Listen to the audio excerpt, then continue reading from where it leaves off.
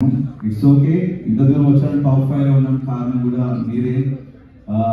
మీ అభిమానం, మీ ప్రేమ, ఆప్యాయతల వల్ల టాప్ 5 నిలిచాను. అంటే గెలిస్తే అది ఒక వారం రోజులు, నెల రోజులు, ఒక సీజన్ వరకు గుర్తుండిపోద్ది. కానీ ఎంటర్టైన్మెంట్ చేస్తే జీవితాంతం గుర్తుండిపోద్ది ప్రేక్షకుల హృదయాల్లో. మీరు చేసిన ప్రతి బిట్టు సోషల్ మీడియాలో మీరు ఎక్కడో చోట పెడుతూనే ఉంటారు, అది చూస్తూ ఉంటారు, నవ్వుకుంటూ ఉంటారు.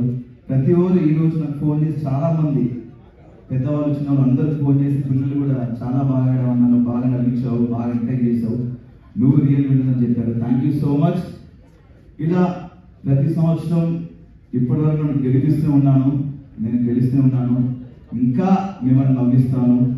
అండ్ బిగ్ బాస్ అనేది నాకు సెకండ్ టైం ఆపర్చునిటీ వచ్చింది. సీజన్ 4లో 13 వారాల నుండి టాప్ 7 నిలిచాను. ఇప్పుడు సీజన్ 8లో మరొకసారి మీ అందరిని నవ్వించే అవకాశం కనిపించింది స్టార్ మా అండ్ బిగ్ బాస్.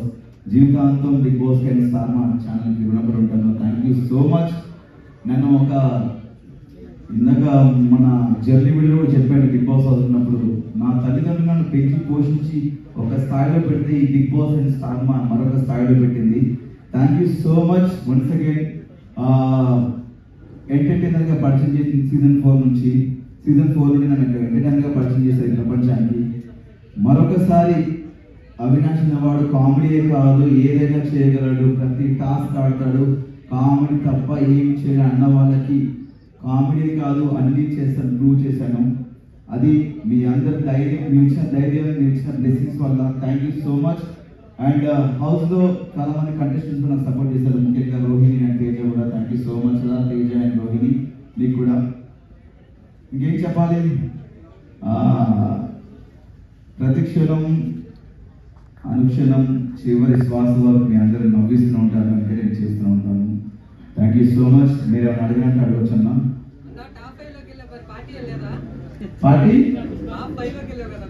చేసుకుందాం, పార్టీ చేసుకుందాం. దాంట్లో 70,000 లేకుండా లోపల, బయటకు వచ్చి చేసుకుందాం. పార్టీ ఉంది, పుష్పాటి కూడా ఉంది థియేటర్లో. విన్నర్ నిఖిల్ గురించి కామ్ అండ్ కంపోజ్. వాడు ఫస్ట్ 3 వారాలు 4 వారాలు నిఖిల్ నాకు ముందు నుంచే ఫ్రెండ్. అక్కడికి వెళ్ళాక నేను చెప్పాను, 3-4 వారాల నుంచి అలా డల్గా ఉన్నావు, నేను నిఖిల్ని చూడట్లేదు, వేరే నిఖిల్ని చూస్తాను చెప్పాను. దాని తర్వాత కొంచెం ఎమోషన్లో ఫీల్ ఉన్నాడు. వాడు ఎమోషన్ అన్ని పక్కనే పెట్టి గేమ్ ఆట స్టార్ట్ చేశాడు. నైస్ పర్సన్, మంచి స్నేహితుడు, మంచి ఫ్రెండ్, లివింగ్ లేజెండ్. నబీల్, నేను బయట ఉన్నప్పుడు నబీల్ ఆట చూశాను. 5 వారాలు చూసి చాలా కత్తిలా ఆడుతున్నా అని చెప్పేసి నేను లోపలికి వెళ్ళే ముందు చెప్పాను స్టేజ్ మీద, నాకు కత్తిలా ఆడుతున్నాడు నబీల్ అని చెప్పేసి. లోపలికి వెళ్ళాను, ఆయన మెంటాలిటీ నచ్చింది నబీల్ది. వయసులో చిన్నవాడైనా సరే చాలా బాగా ఆడుతున్నాడు. అందుకే లోపలికి వెళ్ళిన నబీల్తో ఫ్రెండ్షిప్ చేయడం జరిగింది. మా ఇద్దరు ఇక్కడ సెట్ అయిపోయింది. కరీంనగర్, మనది కరీంనగర్, వరంగల్ కొంచెం సెట్ అయిపోయింది. బిగ్ బాస్ 4 లో వచ్చిన ఎక్స్పీరియన్స్ కి బిగ్ బాస్ 8 లో వచ్చిన ఎక్స్పీరియన్స్ కి డిఫరెన్స్ ఏంటి? అప్పటికి ఇప్పుడు డిఫరెన్స్ ఏంటంటే, అప్పుడు కొంచెం తెలుసు, కొంచెం తెలియదు. కొంచెం బిగ్ బాస్ సీజన్ 4లో నేను కొంతవరకు నేర్చుకున్నా లైఫ్ అంటే ఏంటనేది. సీజన్ 8లో పూర్తిగా నేర్చుకున్నాను. బిగ్ బాస్ అనేది చాలా నేర్పిస్తుంది మనకు. ఒక మనిషి వాల్యూ గురించి కానీ, ఫుడ్ వాల్యూ గురించి కానీ, టైం గురించి కానీ, ఒక రెస్పాన్సిబిలిటీస్ గురించి కానీ, మనం ఒక పర్సనాలిటీ, ఒక మనిషి క్యారెక్టర్ ఏంటనేది మనకు చూపిస్తుంది బిగ్ బాస్. చాలా నేర్చుకున్నాను బిగ్ బాస్ సీజన్ 8లో. 100%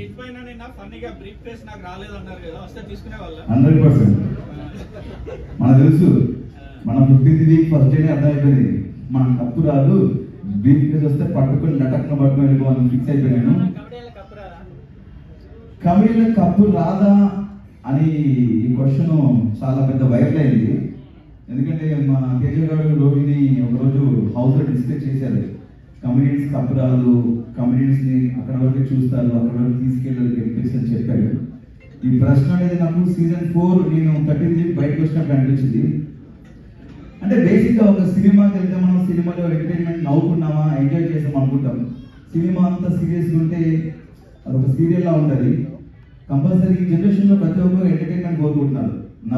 చాలా మంది స్ట్రెస్లో ఉంటారు, ఆఫీస్ కానీ ఇలా వేరే వేరే వర్క్స్లో ఉంటారు. ఇంటికి వెళ్ళి చూస్తే సరదా నవ్వుకుందాంరా అనుకుంటారు.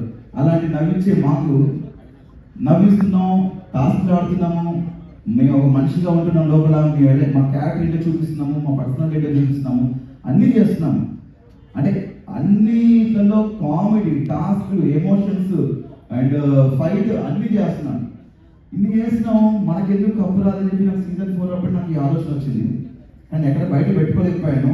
చూద్దాం, ఇంకా బిగ్ బాస్ చాలా సీజన్స్ ఉన్నాయి కదా, చాలా మంది కమిడియన్స్ వెళ్తుంటారు, ఎవరెవరు గెలుస్తారో మనం వెయిట్ చేశాను. వాళ్ళకు క్వశ్చన్ రేట్ చేసిన తర్వాత నేను టాప్ 5 కింద ఒక నమ్మకం వచ్చింది. నాకు టాప్ 5 వరకు వచ్చాను కదా, గెలుస్తానని ఒక హోప్ వచ్చింది. దాని తర్వాత చూసిన తర్వాత మనకేమో ఇలా సైలెంట్ ఉండడం, డైలాగ్ చెప్పడం తెలియదు. ఎక్కడ ఏమనిపిస్తుంది, నవ్వుతాం, ఏదనిపిస్తాం మాట్లాడేస్తాం. అలా మ్యాడ్గా ఉంటే మన పర్సనాలిటీ కాదు, కొంచెం ఫనీ ఉంటే క్యారెక్టర్ మనకు. బట్ ఒక విషయం ఏంటంటే, నేను నాకు నేనుగా ఆడి నా ఆట నేను ఆడుకొని టాప్ 5 వరకు వచ్చాను. నామినేషన్స్లో ఉండకపోవడం నా తప్ప, వాళ్ళు నామినేట్ చేయకపోవడం తప్ప నాకు తెలియదు. బట్ నాకు నేనుగా ఆడుకొని టాప్ 5 వరకు వెళ్ళాను, ఫస్ట్ ఫైనలిస్ట్ అయ్యాను.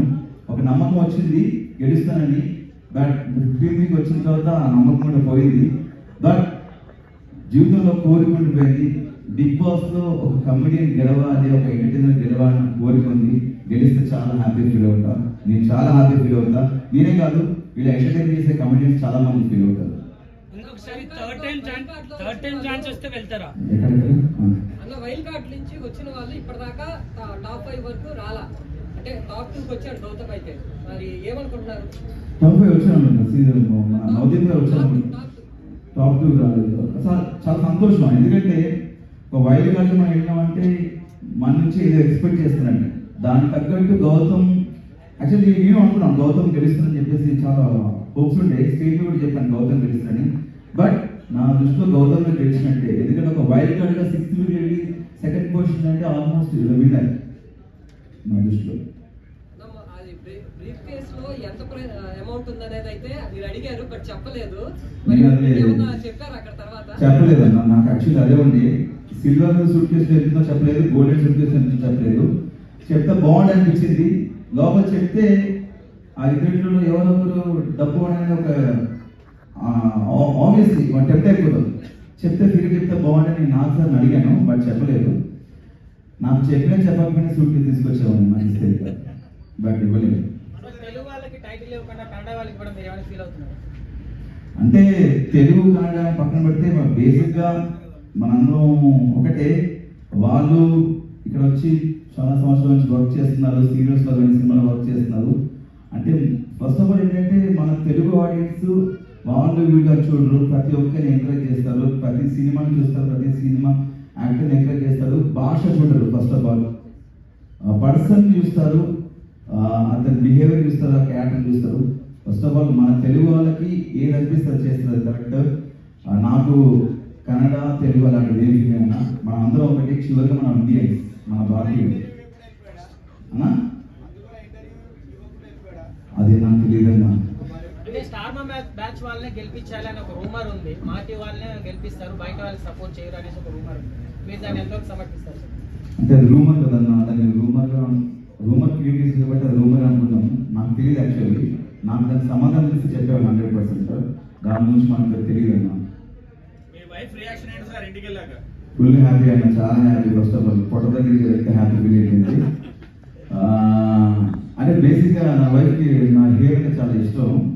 బట్ నేను సినిమా అనే పిచ్చితో, సినిమా మీద ప్రేమతో పెంచుకున్నది. ఒక సినిమా కంటిన్యూటీ కూడా. బట్ ఒకసారి ఆటో దిగిన తర్వాత ఆట కోసం ఏమైనా అని చెప్పేసి కట్ చేశాను. కొంచెం ఆ హెయిర్ కట్ చేసినప్పుడు చాలా ఏడ్చారండి నేను. బట్ ఇట్స్ ఓకే, హెయిరే కదా, మళ్ళీ దొరుకుతుంది. మీకు బాగా ఆర్గ్యుమెంట్స్ జరిగాయి కదా, చాలా హీట్ మూమెంట్స్ ఉన్నాయి మీ మధ్యలో, తర్వాత మాట్లాడుతున్నారా? నేను చాలాసార్లు చెప్పాను, ఇది ఒకటి గేమ్ వరకే, ఆట వరకే.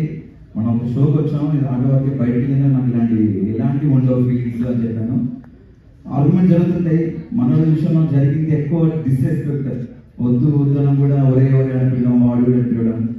మనిషికి మనం చెప్తాం ఒకసారి 2 సార్లు చెప్పినా కూడా మళ్ళీ అదే చేస్తున్నాయంటే అది తెలియకన్నా తెలిస్తే నాకు తెలియదు. బట్ అది గేమ్ వరకు ఉంది. బట్ నాకు మాత్రం పృథ్వీ ఒక మంచి ఫ్రెండ్ అనే, ఇప్పటికి కలిసి హాయ్ చెప్తాను, వెళ్ళేటప్పుడు బాయ్ చెప్తాను. వాటర్